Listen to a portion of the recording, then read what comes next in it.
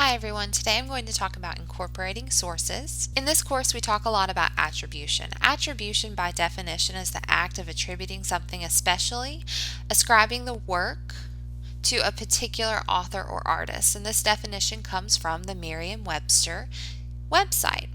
In this class you might hear me say give credit, or the act of giving credit where credit is due.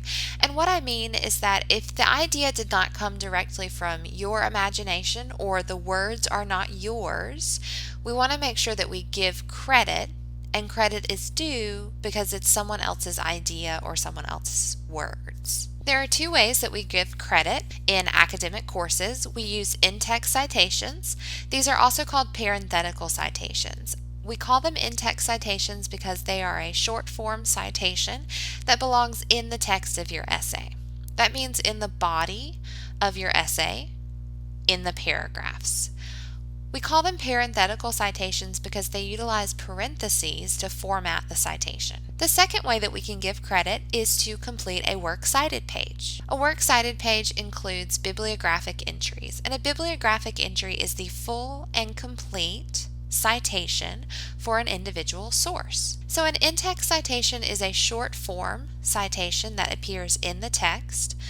A bibliographic entry is the long form or completed citation that appears on the works cited page. If you are using APA format, the discussion here will change just a bit in order to fit that format, so please let me know if you have questions.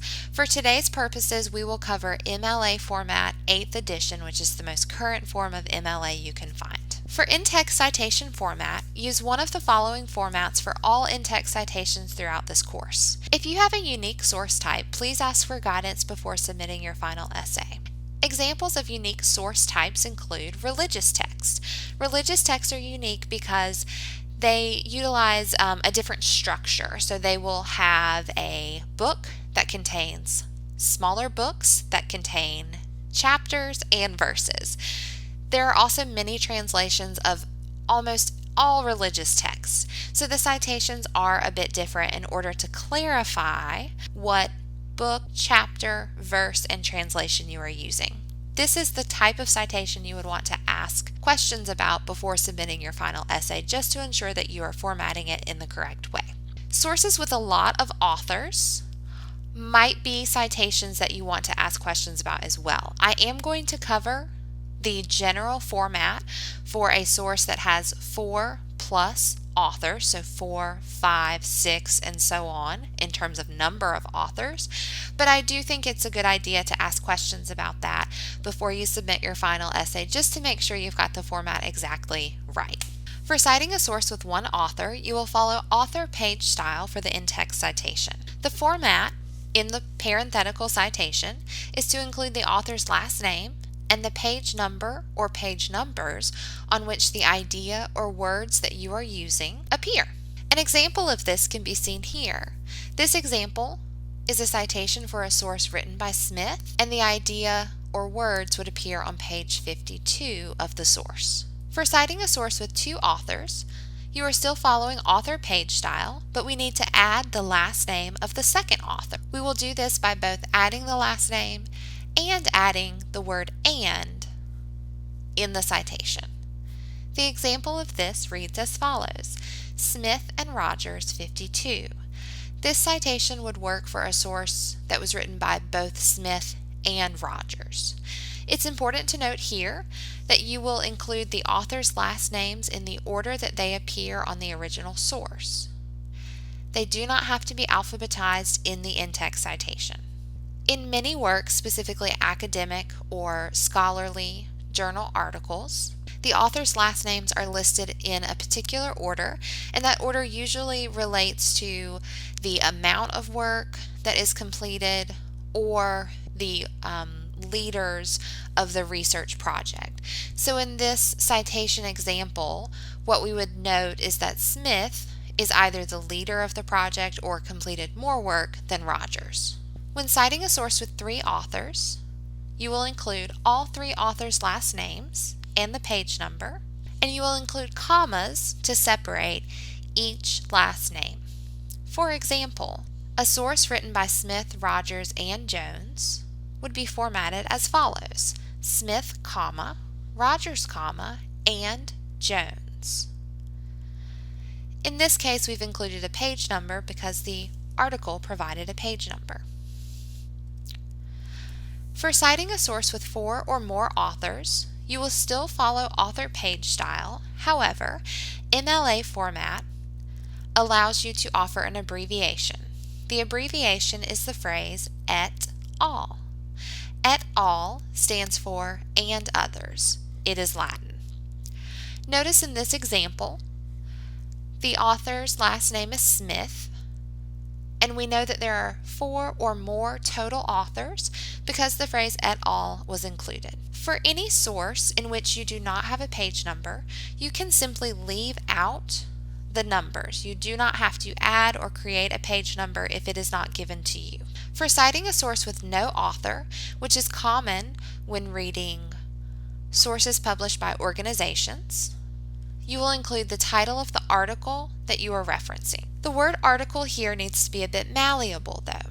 This could be the title of an article, a page on a website, a blog post, a song on an album, or a chapter in a book.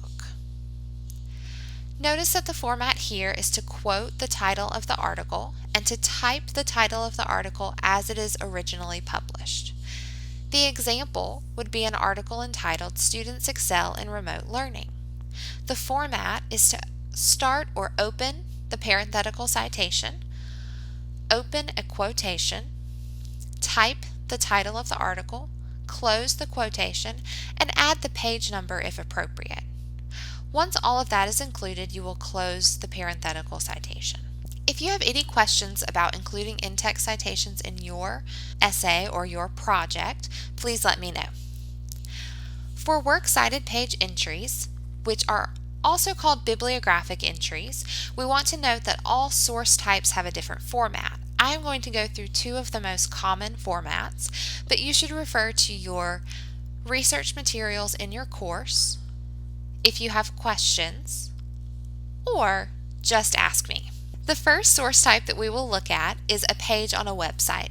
This is one of the most common source types to cite, and the format, as you can see in these 2 examples, which come from the OWL at Purdue website, is as follows.